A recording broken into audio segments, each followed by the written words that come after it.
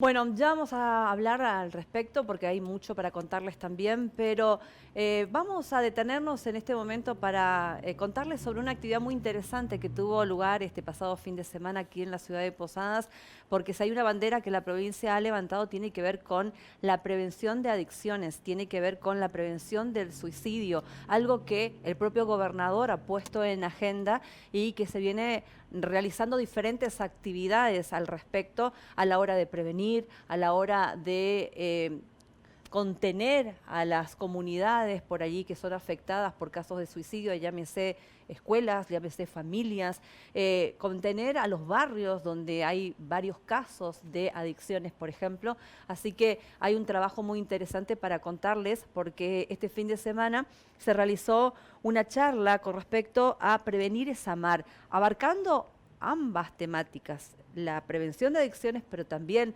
la del suicidio. Y es por eso que desde la Subsecretaría con rango ministerial de Prevención de Adicciones de la provincia de Misiones han invitado a quien es el director general de Políticas Sociales en Adicciones de Buenos Aires. Y bueno, hoy tenemos la posibilidad de tenerlo aquí con nosotros en piso. Se trata de Matías Cornetz. ¿Cómo estás, Matías? Buen mediodía. Bienvenido. Gracias. Muy bien, contento de poder estar con ustedes y conversar un ratito. ¿Cómo te trata la provincia en estos Bien, días? bien, muy linda. Dicen que traje la lluvia el sábado, pero bueno, no sé si eso es bueno o malo. Y hoy el calor. Y hoy el calor. Con él vamos a hacer esto de empezar a mirar a Posadas con Claro, ojos con nuevos, otros ojos. porque cada vez que alguien viene de afuera nos dice, pero qué linda ciudad que tienen, ¿cómo viste la ciudad? No, a mí me gustó. No pude recorrer mucho porque estuve muy abocado a la tarea de capacitaciones, pero lo que recorrí, la costanera y algunos lugares me encantó. ¿No te llevó a pasear el ministro? Qué raro. No, no hubo tiempo. ¿Cómo trabaja? No hubo tiempo para pasear.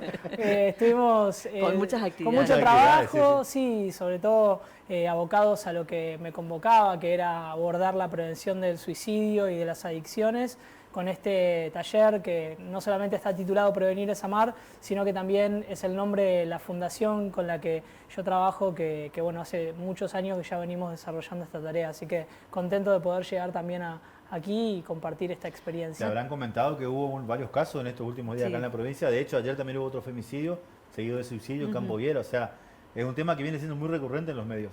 Sí, es muy recurrente en todo el país, lamentablemente, y no solamente en la Argentina, sino que en el mundo. El suicidio es una de las causas de muerte más preocupantes. Estamos hablando de que hoy hay un intento de suicidio por segundo y un suicidio consumado cada 30 segundos, según organismos que ¿Eso pueden en todo el mundo? relevar datos del mundo, claro. Entonces, sí es un tema alarmante para nosotros como argentinos. El suicidio ocupa un segundo lugar en causas de muerte en adolescentes. Entonces, sí, claro, es un tema que tenemos que no solamente poner en agenda, sino trabajarlo en el territorio, en todos los sectores y poder no solamente capacitar a los que pueden identificarlo a tiempo, en la escuela, en el club, en las comunidades de fe, sino también a quienes tienen que dar respuesta en caso de que esto se pueda detectar a tiempo, ¿no? Matías, a veces uno piensa que las problemáticas de las drogas y del suicidio están en las ciudades grandes, ¿no? Y por allí mira con asombro Buenos Aires, pero sin embargo de un tiempo hasta acá comenzamos a ver que esto no tiene nada que ver con el conglomerado, no tiene que ver con la cantidad de habitantes que tenga un lugar, porque lo vemos constantemente en nuestra provincia, ¿no? Y en ciudades muy chiquititas como lo que sucedió en Andresito la semana pasada, también un femicidio seguido de suicidio, pero la problemática de las adicciones está en los barrios, por más chiquito o grande que sean. Contanos cuál es la problemática de Buenos Aires y cómo te vinculás vos a la ciudad de Buenos Aires y a las funciones que te dieron dentro de lo institucional, sí. Sí, bueno, primero decir que sí, el consumo problemático y el trastorno del comportamiento suicida son problemáticas transversales al territorio y no tiene que ver con ciudades, sino que Tal tiene cual. que ver con que esto está afectando a todos y a todas y cada vez a más temprana edad y esto es algo que lo tenemos que entender así para poder empezar a actuar consecuentemente y por otro lado que afecta desde niños hasta adultos mayores, ¿no? También me parece importante señalar que no hay una sola explicación que pueda definir el consumo problemático de una persona o el trastorno del comportamiento suicida. Son problemáticas multicausales que van desde lo vincular, desde el fácil acceso, desde lo económico, desde las habilidades. Entonces, al ser multicausal tenemos que abordarlo de forma multidimensional e interdisciplinariamente y en todo el territorio y cuanto más podamos. Y el vínculo que yo tengo obviamente hoy estoy a cargo de la Dirección de Políticas Sociales en Adicciones de la Ciudad de Buenos Aires, pero yo vengo militando la temática desde hace ya 15 años que trabajo para la prevención del suicidio y de las adicciones, y esto nace en mi experiencia personal de vida. Yo fui un joven recuperado de estas dos problemáticas sobre todo, y a partir de esa experiencia y haberme dado cuenta que era un superviviente, porque lamentablemente las estadísticas que manejamos hablan muy crudo de lo que está pasando, y habiéndome dado cuenta de que era un superviviente, al poco tiempo me di cuenta que tenía que hacer algo para poder prevenir estas problemáticas, y empecé compartiendo mi testimonio, pero después con el correr del tiempo se formalizó y fundé una organización que se llama Prevenir es Amar, y empezamos a trabajar desde ahí. Y la tarea de la prevención desde Prevenir es Amar es la que me dio la oportunidad de hoy ocupar el lugar de Director General de Políticas Sociales en Adicciones por reconocimiento a la trayectoria. Qué bueno. ¿Y qué implementan ustedes en la Ciudad de Buenos Aires para llevar a cabo esa prevención? Desde el Ejecutivo hay, digamos, una política bien integral y aborda desde la prevención hasta la atención con diferentes programas que intentan llegar a tiempo, no solamente desde lo que tiene que ver con capacitaciones, sino con lo que tiene que ver con la atención. Así que, digamos, es bien amplio, bien complejo, y trata de considerar los diferentes niveles de criticidad de gente que está en consumo. ¿Y cómo detectan lo crítico que puede llegar a ser un caso? ¿A través del teléfono, a través de un llamado? ¿Cómo? Sí, tenemos línea telefónica, que es el 108, dentro de hay varias opciones, pero la opción 3 trabaja un equipo de 24 horas que está formado en consumo y que orienta las demandas en función a los niveles de atención. Y después tenemos diferentes tipos de dispositivos, de primer nivel de atención, de segundo nivel, de tercer nivel, y también equipos de prevención que buscan no solamente poder llegar a tiempo, generar capacidad instalada en los diferentes ámbitos, sino también orientar a las demandas a los lugares correspondientes, ¿no? Y que no se generen demandas en lugares donde no corresponden. Matías, el libro se llama Prevenir es Amar, y hablaste de comunidades de fe recién también, muy al pasar. ¿Crees que por ahí el tema de la falta de Dios en las familias hace que por ahí los chicos estén más propensos a este tipo de situaciones? Yo creo que la prevención tiene que ser integral, y cuando hablamos de integralidad hablamos de aspectos físicos, mentales, sociales y también espirituales. Y la espiritualidad es un área que se ha abandonado, que ha tenido muchas tensiones a lo largo de la historia, en épocas en donde creían que las personas que buscaban a través de su fe en alguna creencia eran débiles, eran ignorantes, pero con el correr del tiempo pudieron darse cuenta de que cultivar la fe y desarrollar espiritualidad era un factor de protección en las personas que tenían ese ejercicio, tanto para afrontar situaciones difíciles de la vida, tratamientos, crisis, hasta cualquier tipo de situación.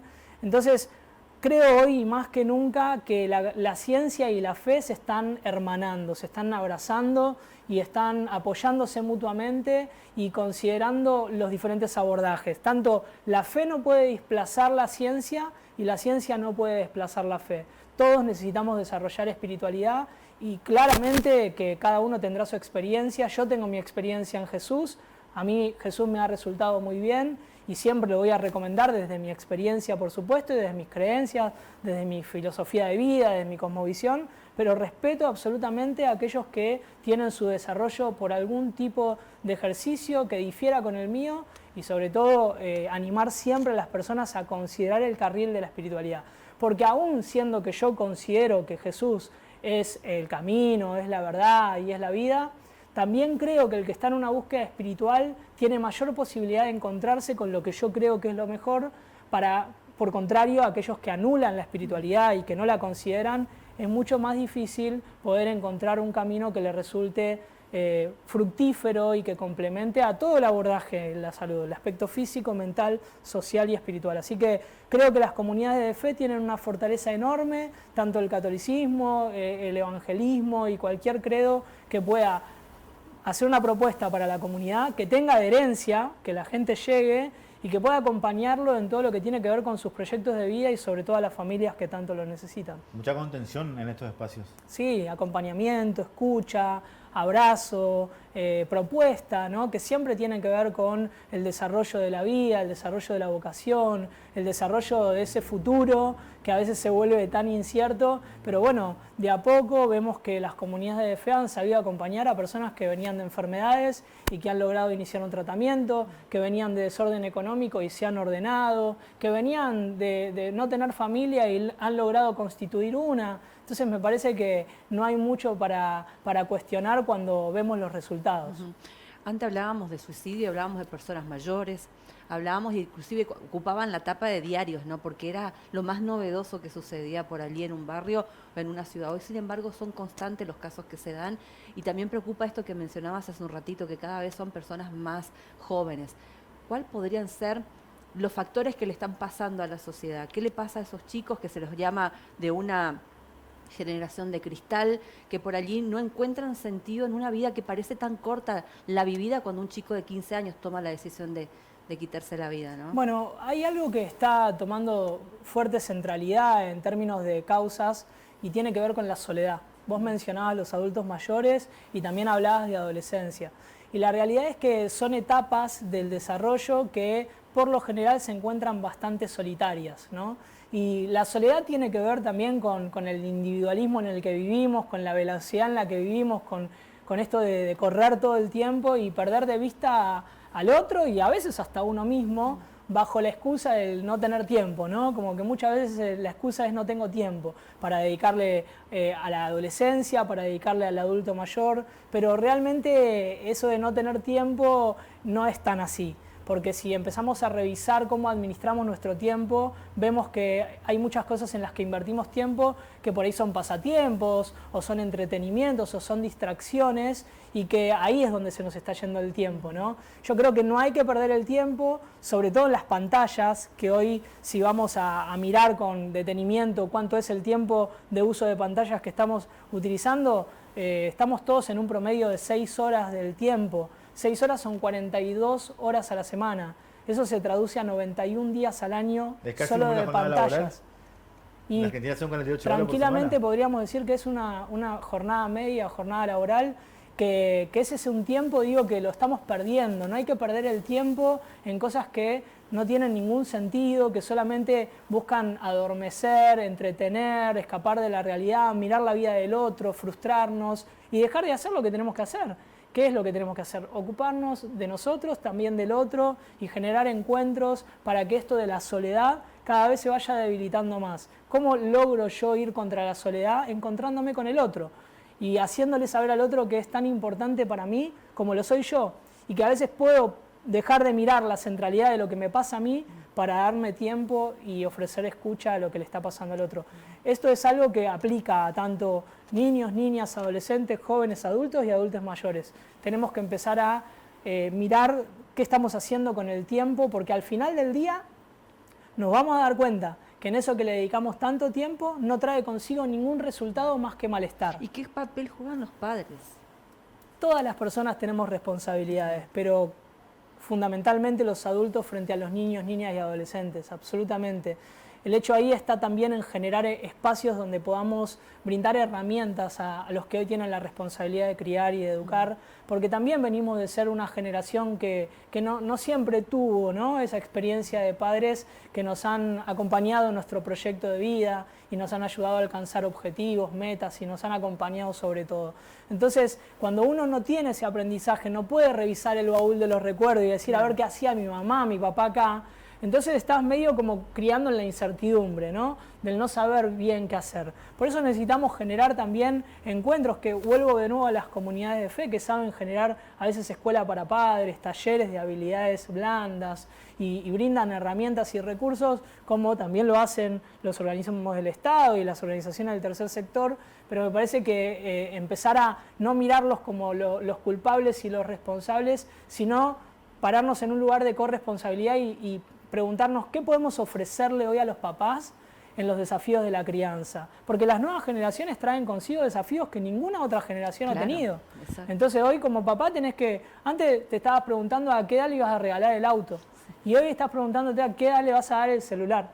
Y Lucas Raspal, un psiquiatra rosarino, decía los otros días de que la pregunta de a qué edad le voy a regalar el celular, no vaya a ser que en realidad sea la pregunta de a qué edad le voy a regalar el celular, le voy a regalar a mi hijo, al celular a mi hijo, al revés. En vez de a qué edad le voy a regalar el celular a mi hijo, a qué edad le voy a regalar al celular a mi hijo. Porque hoy estamos viendo de que los adultos, por diferentes razones, están delegando mucho tiempo de la crianza, de la atención y de lo que debería ser el modelar, el pensamiento y las habilidades blandas a un dispositivo electrónico. Y esto es serio, porque todavía no estamos quizás viendo con tanta claridad los resultados de un niño que pasa 6 horas por día de la crianza, de esa etapa donde el cerebro se desarrolla a un 95%. No sabemos muy bien cuáles van a ser las consecuencias. Ya estamos viendo algunas, pero realmente esto es serio y necesitamos prestar precisa atención a cómo acompañar dentro y fuera de Internet y cómo acompañar la autonomía progresiva de las pantallas. Matías, contanos un poco de tu vida, porque el libro narra tu vida personal, ¿no es cierto? De cómo llegaste, digamos, a esto que sos hoy. Bueno, como te decía, yo vengo de una familia bastante disfuncional, mis papás los dos pacientes psiquiátricos que no pudieron acompañar mi proyecto de vida por cuestiones de salud, y eso me fue vulnerando y dejando como por momentos muy solo y por momentos al cuidado de personas que no eran familiares directos, y bueno, y esa vulnerabilidad me terminó llevando a temprana edad a conocer la calle.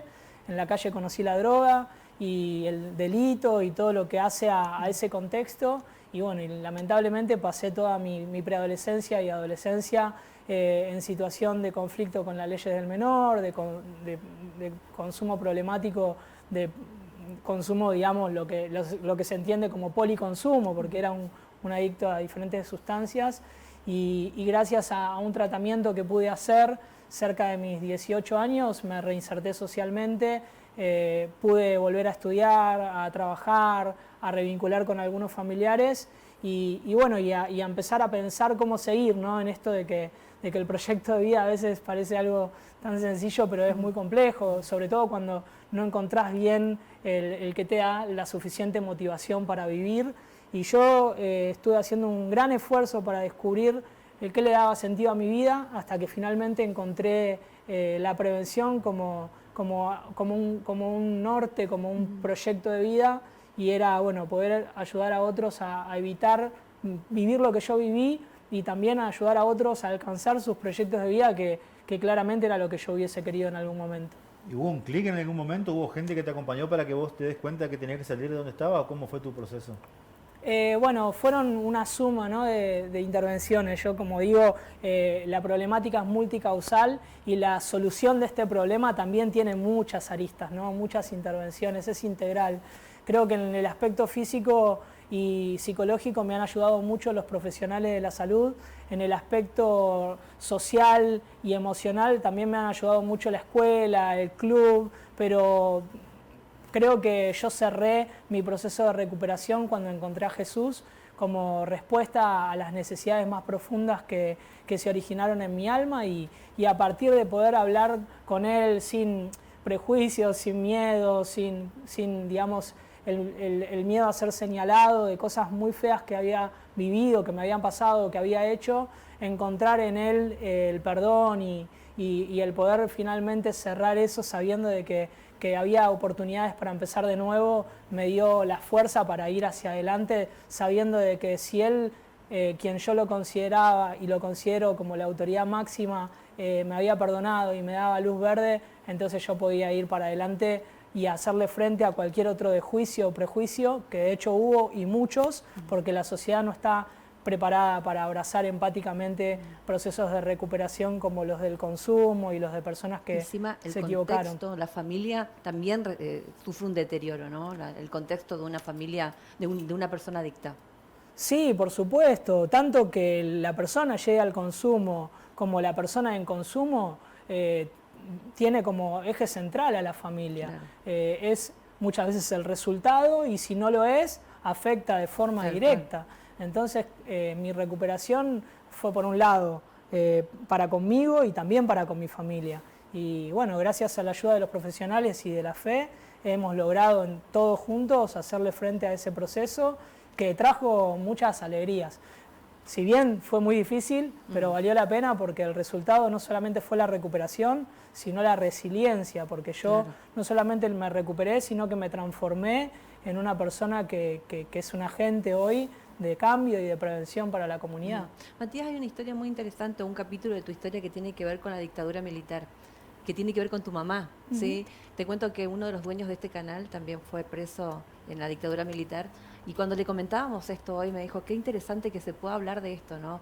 Y contar por allí que mientras la sociedad por allí, o hay actores de la sociedad que buscan negar a los desaparecidos, negar esta historia tan trágica de nuestra Argentina. Sin embargo, hay gente como vos que pudo salir adelante gracias a una mamá que también se supo reinventar después de eso, ¿no?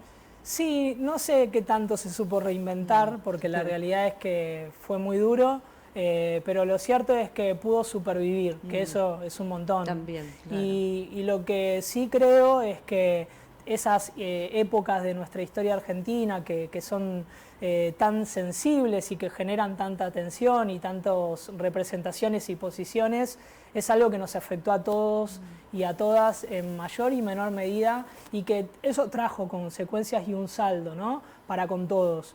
En el caso de nuestra historia familiar, sí trajo consigo enfermedades de salud mental, trajo consigo un debilitamiento en el acompañamiento para con los más chicos. Tu mamá era docente, ¿no?, en ese momento. No, era docente. Entonces, yo lo que puedo decir es que este tipo de eventos ha afectado a todos y a todas, y en el caso de mi familia ha traído consigo, entre otras situaciones que se generaron luego, ¿no?, como la crisis del 2001 y, bueno, otras situaciones eventuales del país que a nosotros nos dejaron en un estado muy crítico, del cual logramos poder reconstruirnos, como te digo, con la ayuda de quienes estaban disponibles, con la ayuda de quienes veían la necesidad y eran consecuentes a ellas, y con, sobre todo, el compromiso también de nuestro lado de poder hacer el proceso que hay que hacer, porque todos tenemos que hacer nuestra parte, ¿no? Así como el Estado tiene que hacer su parte, las organizaciones tienen que hacer su parte, la Iglesia tiene que hacer su parte,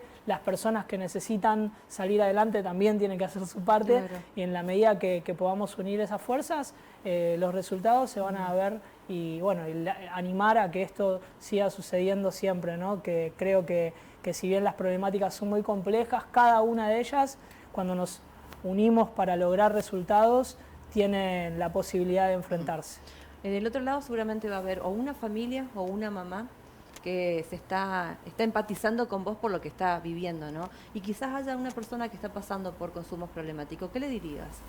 Bueno, lo primero que creo que necesitaría reforzar y valorar es el hecho de que esté ahí, del otro lado, escuchando.